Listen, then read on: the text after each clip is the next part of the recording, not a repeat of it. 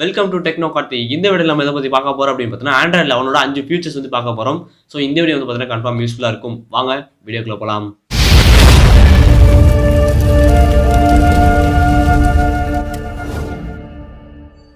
Android 11 அப்படிங்கிறது வந்து பார்த்தீங்கன்னா இந்தியாவில் லான்ச் பண்ணிட்டாங்க. ஸோ இந்த ஆண்ட்ராய்ட் 11க்கான ஃபீச்சர்ஸ்ல என்னென்ன அப்படின்னா, முதல் ஃபீச்சர் என்ன பார்க்க போறோம் அப்படின்னா, கீபோர்டு ஆட்டோ ஃபில். அதாவது என்னன்னா, நீங்க வந்து ஒரு ஆப் யூஸ் பண்றீங்க. ஸோ ஒரு ஆப் யூஸ் பண்ணும்போது அந்த ஆப்ல வந்து நீங்க லாகின் பண்ணணுமோ, இல்ல ஒரு வெப்சைட்ல நீங்க லாகின் பண்ணணும்னு நினைச்சீங்கன்னா, உங்களோட ஜிமெயில் நீங்க போடணும். அதுக்கப்புறம் வந்து பார்த்தீங்கன்னா, உங்க பாஸ்வேர்ட் போடணும். பட் இதெல்லாம் தேவையே கிடையாது. அது என்னன்னா, நீங்க வந்து இந்த பாக்ஸை செலக்ட் பண்ணாலும், அதாவது உங்க ஜிமெயில போட்டு ஒரு பாக்ஸ் கொடுத்துருப்பாங்க. அதை நீங்க செலக்ட் பண்ணா அதுவானே வந்து பார்த்தீங்கன்னா ஃபில் ஆயிரும். அதுவானே ஃபில் ஆகி நெக்ஸ்ட் ஸ்டெப், அதாவது பாஸ்வேர்டை தாண்டி உங்களோட ஃபர்ஸ்ட் நேம் லாஸ்ட் நேம் அந்த ஸ்டெப்புக்கு போயிடும். ஸோ நீங்க வந்து தேவையில்லாம டைப் பண்ணணும் அப்படிங்கிற அவசியமே கிடையாது. இது வந்து பார்த்தீங்கன்னா ஆப் மட்டும் கிடையாது. நீங்க ஏதாவது ஒரு வெப்சைட்டோ இல்ல வேற ஏதாச்சும் நீங்க வந்து உங்க அக்கௌண்ட் போடுறீங்க அப்படிங்கிறப்போ இது வந்து பார்த்தீங்கன்னா ஆட்டோமேட்டிக்கா ஃபில் ஆகி போயிடும். ஒரு இன்ஸ்டாகிராமோ நீங்க யூஸ் பண்றீங்க அப்படின்னாலும் கூட அதில் வந்து பார்த்தீங்கன்னா நீங்கள் வந்து சைன் இன் கொடுத்தீங்க அப்படின்னா உங்கள் அக்கௌண்ட், அதான் நீங்கள் நிறைய அக்கௌண்ட் வச்சிருந்தீங்கன்னா என்னென்ன அக்கௌண்ட் இருக்கும் அப்படின்னு காமிக்கும். ஸோ நீங்கள் செலக்ட் பண்ணிக்கலாம்.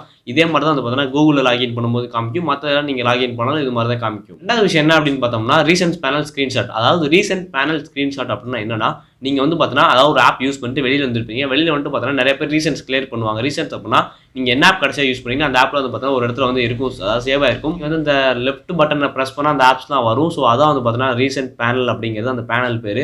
ஸோ அதில் வர ஆப்பில் நீங்கள் ஏதோ ஒரு ஆப் வந்து நீங்கள் ஸ்க்ரீன்ஷாட் எடுக்கணும்னு நினச்சிங்க அப்படின்னா, நீங்கள் இன்னும் அந்த ஆப்பை செலக்ட் பண்ணிட்டு அதுக்குள்ளே போயிட்டு நீங்கள் வந்து பார்த்தீங்கன்னா அந்த ஸ்க்ரீன்ஷாட் பட்டனை செலக்ட் பண்ணிங்க அப்படிங்கிறப்ப ஸ்க்ரீன்ஷாட் ஆகும். பட் இந்த ஆண்ட்ராய்ட் 11ல் வந்து பார்த்தீங்கன்னா தேவையில்லை. ஏன் அப்படின்னா, நீங்கள் வந்து ரீசென்ட் பேனலுக்குள்ளே போயிட்டு அதில் வந்து பார்த்தீங்கன்னா கீழே ஒரு ஆப்ஷன் கொடுத்துருப்பாங்க, ஸ்க்ரீன்ஷாட் அப்படின்னு ஒரு ஆப்ஷன் கொடுத்துருப்பாங்க. அதை யூஸ் பண்ணி நீங்கள் பார்த்தீங்கன்னா அந்த ப்ரெஸ் பண்ணால் போதும், அது என்ன ஸ்க்ரீன்ஷாட் வந்து ஆட்டோமேட்டிக்காக எடுத்துரும். ஸோ அதனால் வந்து பார்த்தீங்கன்னா நீங்கள் வந்து தேவையில்லாமல் உள்ளுக்குள்ளே போய் நீங்கள் வந்து பார்த்தீங்கன்னா பட்டனை ப்ரெஸ் பண்ண அவசியம் இல்லை. இந்த ஒரு பட்டனை அதாவது இந்த ஸ்க்ரீன்லேயே கொடுத்துருப்பாங்க. இந்த ஸ்க்ரீன் நீங்கள் செலக்ட் பண்ணாலே போதும், அதுவான ஸ்க்ரீன்ஷாட் எடுக்கும். இன்னொரு விஷயம் என்ன அப்படின்னு பார்த்தீங்கன்னா, ஆப் பர்மிஷன்ஸ். ஆப் பர்மிஷன் அப்படின்னா நீங்கள் வந்து என்னன்னா ஒரு ஆப் இன்ஸ்டால் பண்ணுறீங்க அப்படிங்கிறப்ப அந்த ஆப் வந்து பார்த்தீங்கன்னா நீங்கள் கேமரா அளவு கொடுக்கணும், அதுக்கப்புறம் ஃபைல்ஸ் அளவு கொடுக்கணும், மீடியா கொடுக்கணும், அதுக்கப்புறம் வந்து பார்த்தீங்கன்னா கான்டாக்ட் கொடுக்கணும். இதெல்லாம் நீங்கள் கொடுக்கணும்னு அவசியம் இல்லை ஆண்ட்ராய்ட் 11ல். அதாவது ஆண்ட்ராய்ட் 10ல் நீங்கள் அந்த ஆப் இன்ஸ்டால் பண்ணாலே நீங்கள் உள்ளுக்குள்ளே போகும்போது அலோ அலோ அலோ அப்படின்னு எல்லாத்தையும் கொடுத்துட்டே போகணும். பட் இந்த ஆண்ட்ராய்ட் 11 பொறுத்தவரை நீங்கள் உள்ளுக்குள்ளே போகும்போது நீங்கள் அளவு கொடுக்கணும் அவசியமே இல்லை. அதுக்கு வந்து பார்த்தீங்கன்னா ஒரு செட்டிங்ஸ் இருக்கும். நீங்கள் அதை சேஞ்ச் பண்ணால் போதும். எல்லா ஆப்புக்குமே வந்து நீங்கள் இன்ஸ்டால் பண்ணுற எல்லா ஆப்புமே வந்து பார்த்தீங்கன்னா டிஃபால்ட்டாகவே வந்து பார்த்தீங்கன்னா உங்கள் பர்மிஷன் அளவில் இருக்கும். பட் இந்த பர்மிஷன் அளவில் இருந்தாலும் உங்களோட ஃபைல்ஸ் எதுவுமே வந்து பார்த்தீங்கன்னா டேட்டாஸ் எதுவுமே வந்து அந்த ஆப்புக்கு வந்து பார்த்தா போகாது. ஸோ அந்த அலோ அப்படிங்கிற மட்டும்தான் இருக்குமே தவிர உங்களோட ஃபைல்ஸ் வந்து போகாது. இப்படி பண்ணதுக்கப்புறம் நம்ம வந்து பார்த்தீங்கன்னா ரொம்ப நாள் ஒரு ஆப் யூஸ் பண்ணாமல் வச்சிருக்கோம். ஒரு 1 மந்த்தோ 2 மந்த்தோ நீங்கள் வந்து அந்த ஆப் யூஸ் பண்ணாமல் வச்சிங்க அப்படின்னா அந்த ஆப்போட பர்மிஷன் வந்து பார்த்தீங்கன்னா லாக் ஆயிரும். அதாவது என்னன்னா, அந்த ஆப்போட கேமரா பர்மிஷன், உங்கள் மொபைலில் இருக்கிற மற்ற இதெல்லாம் யூஸ் பண்ணுறதுக்கு அந்த ஆப்போட பர்மிஷன் வந்து பார்த்தீங்கன்னா லாக் ஆயிரும் கொஞ்ச நாள்ல. ஸோ அதனால அந்த ஆப் வந்து பார்த்தீங்கன்னா உங்களோட ஃபைல்ஸ் வந்து பார்த்தீங்கன்னா கொஞ்ச நாளுக்கு அப்புறம் எடுக்க முடியாது. உங்களோட மொபைலே ஆக்டிவேட் பண்ண முடியாது. ஸோ நீங்கள் மறுபடியும் உள்ளுக்குள்ளே போய் அதை பர்மிஷனாக கொடுத்தா தான் வந்து பார்த்தீங்கன்னா உங்களால் வந்து திரும்பி ஆக்டிவேட் பண்ண முடியும் அந்த ஆப்பை. நாலாவது விஷயம் என்ன அப்படின்னு பார்த்தீங்கன்னா, பில்ட் இன் ஸ்க்ரீன் ரெக்கார்டர். அதாவது என்னன்னா, நீங்கள் நார்மலாக வந்து ஸ்க்ரீன் ரெக்கார்ட் பண்ணணும் அப்படின்னா என்ன பண்ணுவாங்கன்னா, ஒன்று ஸ்க்ரீன் ரெக்கார்ட் அப்ளிகேஷன் ஏற்றுவாங்க. ஸோ அப்ளிகேஷன் ஏற்றி நீங்கள் வந்து ரெக்கார்ட் பண்ணணும் அவசியம். பட் இந்த ஆண்ட்ராய்ட் 11ல் அப்படி பண்ண தேவையில்ல.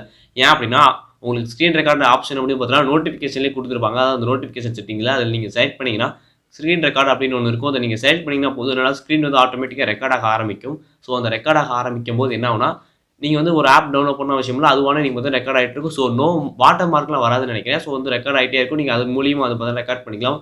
இதுக்காக நீங்கள் வந்து பார்த்தீங்கன்னா ஒரு தனியாக ஒரு அப்ளிகேஷனோ இல்லை வேறு எதுவும் டெவலப் பண்ண அவசியம் இல்லை. நீங்கள் கேம் விளையாடும்போது வந்து பார்த்தீங்கன்னா இந்த மாதிரி ரெக்கார்ட் பண்ணிக்கலாம் ஆண்ட்ராய்ட் 11ல்.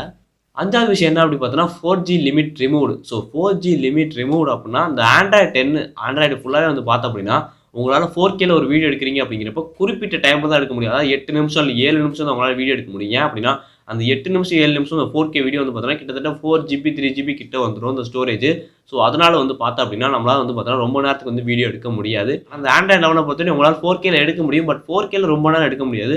1080 பிக்சல்ஸில் உங்களால் எவ்வளோ நேரம் வேணால் எடுக்கலாம். பட் மற்ற மொபைலில் 1080ல் எடுத்திங்கன்னா அதுக்கும் வந்து பார்த்தீங்கன்னா குறிப்பிட்ட டைம் தான் கொடுத்துருப்பாங்க. பட் ஆண்ட்ராய்ட் 11 பொறுத்தவரை நீங்கள் எந்த பிக்சல்ஸ் வேணால் எவ்வளோ டைம் வேணால் எடுத்துக்கலாம். நீங்கள் எவ்வளோ செகண்ட் வீடியோ எடுக்கிறீங்க அப்படிங்கிறது கூட வந்து பார்த்தீங்கன்னா கவுண்ட் ஆகும். ஸோ வந்து பார்த்தீங்கன்னா எவ்வளோ நேரம், அதாவது இந்த 4GBனா 8 நிமிஷம் 10 நிமிஷம் உங்களால் 15 நிமிஷத்துக்கு வந்து பார்த்தீங்கன்னா மேலே வந்து பார்த்தீங்கன்னா வீடியோ எடுக்க முடியும் அப்படின்னு சொல்லியிருக்காங்க அந்த ஆண்ட்ராய்ட் 11ஓட ஃபீச்சர்ஸ் வந்து. ஸோ இந்த ஃபீச்சர்ஸ் மட்டும் இல்லை, இது மாதிரி வந்து பார்த்தீங்கன்னா ஆண்ட்ராய்ட் 11ல் நிறைய ஃபீச்சர்ஸ் இருக்குது. இந்த ஆண்ட்ராய்ட் 11ஓட ஃபீச்சர்ஸ்லாம் எப்படி இருக்குது அப்படின்னு மறக்காம கீழே கமெண்ட் பாக்ஸில் கமெண்ட் பண்ணுங்கள். நம்ம இதோட இந்த வீடியோ முடிச்சிக்கலாம். இந்த வீடியோ பிடிச்சிருந்துச்சு அப்படின்னா கீழே லைக் பட்டன் கிளிக் பண்ணிட்டு என்னோட அடுத்த வீடியோ சப்ஸ்கிரைப் பண்ணி சேர்த்து கிளிக் பண்ணிக்கோங்க.